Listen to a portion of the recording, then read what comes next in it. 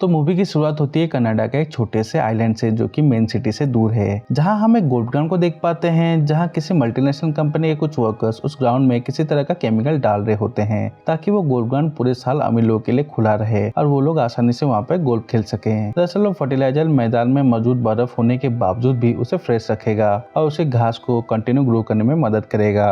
अब scene shift होता है, हम डैन नाम के एक आदमी को देखते हैं जो दरअसल आइलैंड का सिक्योरिटी चीफ है, जो अपनी कार से उस शहर के चक्कर लगा रहा था। तभी रास्ते में उसे आंद्रे नाम का एक लड़का नजर आता है जो फोन में बातें करते हुए अपनी साइकिल से उसकी कार के सामने आ जाता है। डैन इसी दौरान अपनी कार को रोक लेता है और उस लड़के को एक्सीडेंट होते होते रह जाता है। डैन आंद्रे को समझाने की कोशिश करता है लेकिन आंद्रे उसकी कोई भी बात नहीं सुनता और उसे नजरअंदाज करके वहाँ से चला जाता है। इसके बाद हम देख पाते हैं उस आइलैंड को शहर से जोड़ने के लिए एक ब्रिज बना हुआ है। फिर हम देखते हैं डैन को जो कि अपनी बेटी पैट्रिसिया को कॉल लगाता है और उसे अपने साथ डिनर के लिए कहता है, लेकिन वो अपने काम में बिजी होने के कारण पैट्रिसिया उसे मना कर देती है। फिर हम डैन को देखते हैं जो कि अपने घर पहुंच चुका है, तो ठंड से बचने के लिए आग जलाने की कोशिश करता है। इसी दौरान वो आग जलाने के लिए बुलेट के बारूद का इस्तेमाल करता है। तभी वहाँ पे एक छोटा सा विस्फोट होता है और सीन यहीं पर कट हो जाता है। इसके थोड़ी देर बाद पैट्रिसिया घर आ जाती है जो अपने फादर डैन को देखकर हंसने लगती है क्योंकि आग जलने के दौरान वह विस्फोट से उसके दोनों आईब्रो जल चुकी है।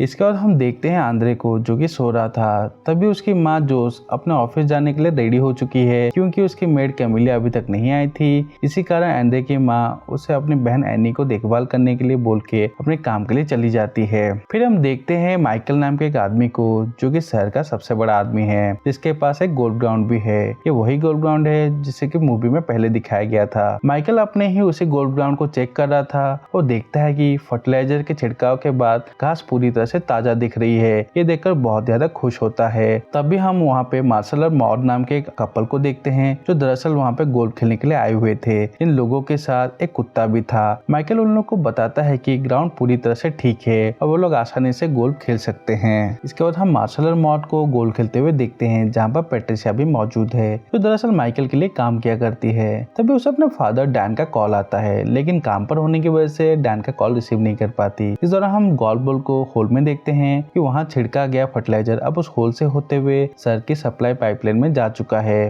और उस पानी को एक आदमी पी लेता है। इसके बाद हम उस आदमी को देखते हैं जो कि एक मॉल जाता है जहाँ उसकी तबीयत खराब होने लगती है। अपनी तबीयत को खराब होने पर वो सीधे अपने गर्लफ्रेंड के घर चला जाता है जहाँ पर आईने में वो देखता है कि उसकी आंखें और दांत पूरी तरह से ग्रीन हो चुके हैं और थोड़ी देर में वो आदमी एक जॉम्बी में बदल जाता है जो बाथरूम में नहा रही उसकी गर्लफ्रेंड को बुरी तरह से नोच के खा जाता है और उसकी गर्लफ्रेंड भी देखते देखते जॉम्बी में बदल जाती है। इसके बाद हम देखते हैं माइकल और उसके साथ आए हुए मार्शल और मॉड को जो कि माइकल के घर आए हुए थे। तभी वो लोग देखते हैं कि पड़ोस के सारे लोग पूरी तरह से जॉम्बी बन चुके हैं जो लोगों को खत्म करने के लिए इधर उधर भाग रहे थे। तभी मार्शल का डॉगी उन लोगों के पास भागते हुए आता है जो कि एक जॉम्बी बन चुका है जो अपनी ही मालकिन मॉड को काट लेता है। इसके बाद मॉड भी एक जॉम्बी बन जाती है। अब वहाँ पर मौजूद सारे जॉम्बीज मार्शल और माइकल का पीछा करने लगते हैं। वहाँ पर अपनी जान बचाने के लिए वो घर के अंदर पहुंच जाते हैं लेकिन उनका पीछा करते हुए उनका डॉगी भी आ जाता है तो मार्शल को काट लेता है और देखते ही देखते मार्शल भी एक खूंखार जॉम्बी में बदल जाता है जो माइकल को खत्म करने के लिए उसकी तरफ आगे बढ़ता है। फिर माइकल अपने आप को बचाने के लिए एक रूम में वो अपने आप को लॉक कर लेता है। इसके बाद हम डैन को देख पाते हैं जिसे किसी लेडी ने कॉल करके बुलाया होता है।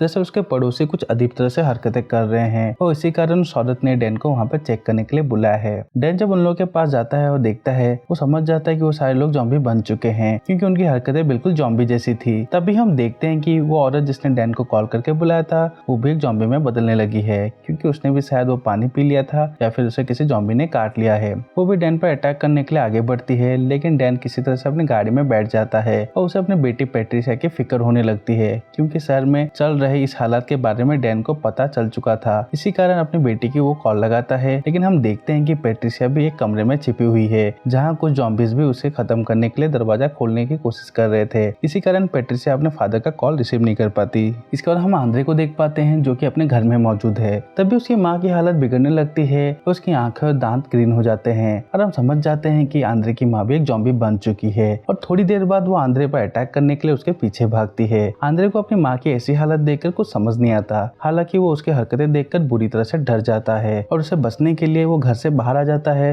फिर उसकी मॉम भी उसे पीछा करते हुए घर से बाहर आती है लेकिन रोड पर पहुंचने पर एक कार से उसका एक्सीडेंट हो जाता है और ये कार और किसी की नहीं बल्कि डैन की थी। आंद्रे की माँ के एक्सीडेंट होने से उसकी हालत बहुत ज्यादा खराब हो चुकी है लेकिन वो इस हालत में भी भी एक खूंखार ज़ॉम्बी की तरह आंद्रे को खत्म करने के लिए उससे घसीटते हुए उसकी तरफ जाने लगती है। डैन और आंद्रे ये सब देख रहे होते हैं। तभी आंद्रे अपनी माँ को हेल्प करने के लिए उसके पास जाता है, लेकिन डैन उसे बताता है कि उसकी माँ एक ज़ॉम्बी बन चुकी है और वो उसे नुकसान पहुंचा सकती है और उसे ऐसा करने से वो रोकता है और वो अपनी जान बचाकर वहाँ से भाग जाता है क्योंकि वहाँ पे बहुत सारे ज़ॉम्बी आ चुके थे। और आंद्रे अपनी माँ को किसी तरह से घसीटते हुए अपने घर के अंदर ले जाता है और गेट को अच्छी तरह से लॉक कर देता है। इसके बाद वो मदद के लिए पुलिस को कॉल लगाता है। तभी उसे पता चलता है कि जिस आइलैंड पर वो लोग रह रहे हैं उस आइलैंड को मेन सिटी से अलग कर दिया गया है। उस आइलैंड को गवर्नमेंट द्वारा क्वारंटाइन कर दिया गया है ताकि ज़ॉम्बी वायरस से मेन सिटी को बचाया जा सके। ना ही उस आइलैंड से कोई बाहर जा सकता है, ना ही उसके अंदर कोई आ सकता है। ये सब सुनकर आंद्रे बहुत परेशान हो जाता है। तब भी वो देखता है कि उसकी माँ जो बहुत ज्यादा घायल थी वो अपने ही बेटी को खत्म करने के लिए वहीं से घसीटते हुए आगे बढ़ रही थी। आंद्रे उसे देख लेता है, अपनी माँ को घसीट कर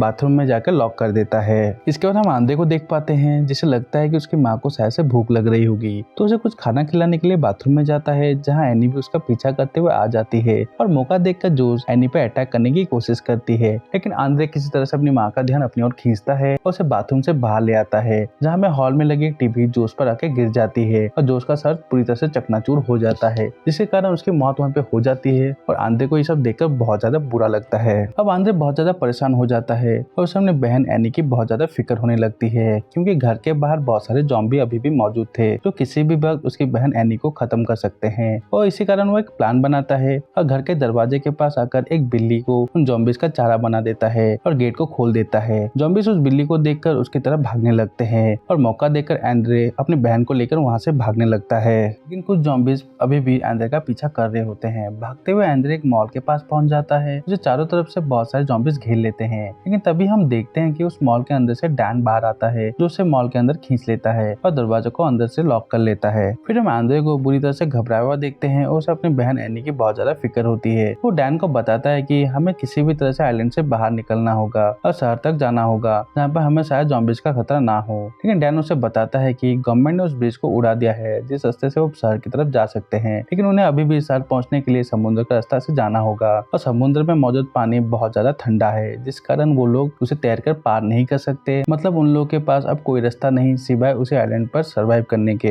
इसके बाद हम फिर से आंद्रे और डैन को देखते हैं, जो कि रेडियो पर शहर के एक आरजे पैट्रिक को सुन रहे होते हैं। पैट्रिक बताता है कि आइलैंड में मौजूद हर एक आदमी गवर्नमेंट की नजरों में इन्फेक्टेड हो चुका है, तो इसी कारण उन लोगों को मेन सिटी में घुसने नहीं दिया जाएगा, क्योंकि गवर्नमेंट को लगता है कि उन लोगों की वजह से शहर में रहने वाले लोगों को भी खतरा हो सकता है। इसके बाद हम डैन को देखते हैं, जो कि आरजे पैट्रिक को कॉल करता है, उसे बताते हैं कि वो लोग पूरी तरह से ठीक है, वो लोग जिंदा भी हैं और उनमें किसी भी तरह का इन्फेक्शन नहीं है। गवर्नमेंट को उन लोगों को बचाने के लिए कुछ न कुछ करना होगा। पैट्रिक डैन को बताता है कि डैन और उसके जैसे बचे हुए लोग के कारण वहाँ पे वायरस सिटी के अंदर फैल सकता है और इसी कारण गवर्नमेंट और सिटी के लोग उन लोगों को शहर में घुसने नहीं देंगे। अब सीन शिफ्ट होता है और हम कैमिलिया को देखते हैं, जो आरजे पैट्रिक को कॉल लगा के बताती है कि आइलैंड पे बहुत सारे लोग अभी भी अनइन्फेक्टेड हैं, जिन्हें बचाया जा सकता है। दरअसल कैमिलिया आंद्रे और उसकी फैमिली के बारे में बात कर रही थी, क्योंकि आंद्रे और उसकी फैमिली की वो मेड थी, जिसे उन लोगों की बहुत ज्यादा चिंता हो रही थी। लेकिन पैट्रिक उसे बताता है कि किसी भी तरह का रिस्क गवर्नमेंट लेना नहीं चाहती, उस आइलैंड से किसी भी आदमी को रेस्क्यू नहीं करेगी। मेन सिटी में वायरस ना फैले, इसी कारण गवर्नमेंट वहाँ पर रिस्क लेना नहीं चाहती। अगर ये वायरस शहर में फैल जाता है तो पूरी दुनिया में भी फैल सकता है। इसके बाद हम माइकल को देख पाते हैं, जिसके पास केमिकल कंपनी के 2 वर्कर आए हुए थे, जिन्होंने अपने साथ वायरस का एंटीडोट भी लेकर आया था। माइकल उन लोगों को बताता है कि उसने उन लोगों के बीच में हुई डील के सारे कागजात को जला दिया है, ताकि लोगों को भी पता ना चल सके कि ये वायरस कैसे इस आइलैंड पर फैला है। उन लड़कियों को बताता है कि उन लोगों को गोल्ड ग्राउंड को पूरी तरह से क्लीन करना होगा, ताकि उन लोगों पर कोई का शक ना हो। लेकिन थोड़ी देर बाद वो दोनों लड़की माइकल को पकड़ लेती हैं और अपने पास रखे हुए उस फर्टिलाइजर को माइकल के मुंह में डाल देती है, जिसके बाद माइकल भी इन्फेक्टेड हो जाता है। तो हम डैन और एंड्रे को देखते हैं, जो शहर में जाने वाली पाइप सप्लाई वाली ऑफिस तक पहुंच चुके हैं। फिर डैन एंड्रे को उसके साथ चलने के लिए कहता है। एंड्रे, पैट्रिशिया और डैन अंदर जाते हैं, जहाँ पैट्रिशिया वहाँ भागते हुए पानी में एक टैंकर में कूद जाती है, जिसे बचाने के लिए डैन भी उसमें छलांग लगा देता है। लेकिन तभी पानी के अंदर मौजूद एक भयानक दिखने वाला ज़ॉम्बी डैन पर अटैक करने की कोशिश करता है, लेकिन उसके पास मौजूद पैट्रिशिया को देख ज़ॉम्बी थोड़ा डिस्ट्रैक्ट हो जाता है और वहीं पानी के टैंक के पास खड़े हुए एंड्रे का पीछा करने लगता है। एंड्रे अपनी जान बचाने के लिए वहाँ से भागने लगता है और डैन पैट्रिशिया को उस पानी के टैंक से बाहर निकालने के लिए उसका हाथ खींचने लगता है। लेकिन हम देखते हैं कि ज़ॉम्बी बन चुकी पैट्रिशिया का हाथ उसकी बॉडी से उखड़ जाता है और वो एक बार फिर से उसी टैंक में डूबने लगती है। ये देखकर डैन बुरी तरह से डर जाता है। वहीं एक एक और आंद्रे जान बचाने के लिए जॉम्बी से बचकर किसी तरह उस कार में जाकर बैठ जाता है। अब डैन भी पेट्रिशिया को उस टैंक से बाहर निकालकर अपने साथ बाहर ले आता है। वहाँ मौजूद सारे जॉम्बीज पेट्रिशिया के कारण उन पर अटैक नहीं करते और वो पेट्रिशिया को लेकर उसी कार में बैठ जाता है। फिर डैन के पास पेट्रिशिया का उखड़ा हुआ हाथ भी था जो आंद्रे को दे देता है। फिर आंद्रे उसी हाथ की मदद से पेट्रिशिया के मोबाइल का लॉक खोल लेता है। इसके बाद हम दोनों लड़कियों को देखते हैं जो ग्राउंड में एंटीडोट को स्प्रे कर रहे होते हैं ताकि उस ग्राउंड को पूरी तरह से इन्फेक्शन से क्योर कर सके। इसके बाद हम डैन और आंद्रे को देखते हैं जो सभी लोगों को लेकर माइकल के घर पहुंच चुके हैं। जैसे उन लोगों को लगता है कि ये वायरस का कारण माइकल ही है। फिर डैन माइकल के घर में मेन गेट के खोलने की कोशिश करता है लेकिन वो ऐसा नहीं कर पाता। इसके बाद डैन खिड़की के रास्ते से घर में एंटर करता है और बाहर खड़े आंद्रे और उसके साथियों के लिए मेन गेट खोल देता है। घर में आने पर आंद्रे एनी को कुर्सी और अलमारी से घेर लेता है ताकि वो सेफ से खेल सके वहाँ पे। डैन और आंद्रे को माइकल का कुत्ता नजर आता है जो बुरी तरह से तड़प रहा था क्योंकि वो अब जॉम्बी बन चुका था। उसकी बॉडी पर पौधे उग रहे थे, हालांकि वो अभी तक जिंदा था। फिर डैन आंद्रे को अपनी बहन का ख्याल रखने के लिए ऊपर से वापस भेज देता है और अकेले ही बेसमेंट की तरफ चला जाता है। आंद्रे जब एनी के पास पहुंचता है तो उसे वहाँ पे एनी नजर नहीं आती क्योंकि वो वहाँ से हॉल की तरफ जा चुकी है। वहीं डैन को उसी बेसमेंट के दीवारों पर टाइम बम नजर आता है जो दरअसल उन्हीं लड़कियों ने माइकल के घर को सारे सबूतों को खत्म करने के लिए लगाए हुए थे, लेकिन डैन उस बम को ऑफ कर देता है जिसकी खबर अब उन लड़कियों को पहुंच चुकी है। अब वो एक बार फिर से माइकल के घर चेक करने के लिए निकल जाते हैं जहाँ उन लोगों को एनी हॉल में खेलते हुए नजर आती है। फिर वो लड़कियां अपने पास रखे हुए उसी फर्टिलाइजर को एनी को पिला देती है जिससे वो भी इन्फेक्टेड हो जाती है। तभी वहाँ पर आंद्रे एनी को ढूंढते हुए पहुंच जाता है। उसे वहाँ पर वही लड़की नजर आती है जो उसकी तरफ उसे खत्म करने के लिए आगे बढ़ती है। आंद्रे वहाँ से भागने की कोशिश करता है लेकिन पीछे ही खड़ी एक दूसरी लड़की आंद्रे को पकड़ लेती है और दूसरी लड़की उसे फर्टिलाइजर पिला के इन्फेक्टेड करने लगती है। लेकिन इसी बीच हम एनी को देखते हैं जो कि इन्फेक्टेड हो चुकी है, उसकी आंखें भी ग्रीन हो चुकी है, जो उसी लड़की को काट लेती है जो आंद्रे को फर्टिलाइजर पिला रही थी। इसके बाद वो लड़की इन्फेक्टेड हो जाती है। तभी वहाँ पर डैन आ जाता है जो अब इन्फेक्टेड हो चुका था क्योंकि उस पर भी वायरस का असर हो गया था। वो आंद्रे को पकड़ के खड़ी हुई लड़की पर अटैक कर देता है और उसे भी इन्फेक्टेड कर देता है। फिर हम देखते हैं कि लड़कियों के हाथ से वो वायरस का एंटीडोट गिर जाता है जो आंद्रे के पैर के नीचे आके बस्ट होता है और वहाँ पर चारों तरफ गैस ही गैस हो जाती है। इसी बीच हम देखते हैं कि वह गैस डैन और एनी के बॉडी में पहुंच चुकी है और वो दोनों धीरे धीरे ठीक होने लगते हैं। लेकिन ठीक होने से पहले ही डैन आंद्रे पर अटैक करने की कोशिश करता है लेकिन एनी को देखकर वो आंद्रे पर अटैक नहीं करता क्योंकि एनी भी इन्फेक्टेड थी। इसके बाद हम उस बायोटेक कंपनी की लड़कियों को देखते हैं जो अपने आप को इन्फेक्टेड होता देख एक दूसरे को गन से शूट कर देती है जिससे कि उन दोनों की वहीं पर मौत हो जाती है। वहीं आंद्रे अब पेट्रिशिया के मोबाइल से एक वीडियो शूट करता है और इंटरनेट पर डाल देता है। उस वीडियो को कैमिलिया भी देखती है जिसमें आंद्रे और एनी को बचाने के लिए सभी लोगों की मदद मांग रहे होते हैं। तो ये देखकर कैमिलिया बहुत ज्यादा दुखी हो जाती है।